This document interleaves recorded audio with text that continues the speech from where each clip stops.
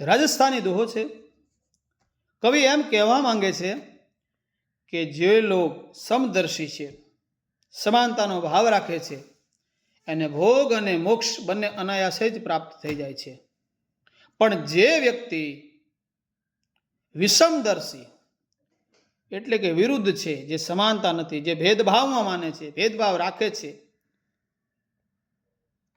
ટોણો જેને કહી શકાય એવું રાખે છે, એવા વ્યક્તિથી મુક્તિ કદાપી પ્રાપ્ત થતી નથી. અને એવા લોકો છે ને એ અંતર મનથી જ બળ્યા કરતા આખી જિંદગી. એટલે એવા રતન દુખી લોકો માટે થઈને કવિ આ દુહાની અંદર કહે છે, પણ સમદર્શી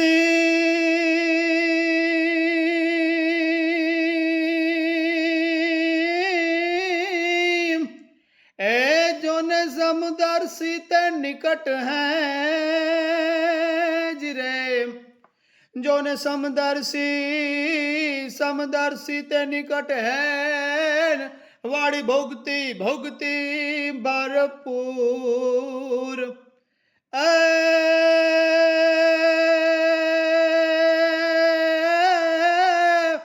ए जोने विषम दरसवा नरकते आरे रे सदा सर्वदा दूर पण विषम जोने विषम दरस वानरन ते जोने सदा सर्वदा दूर.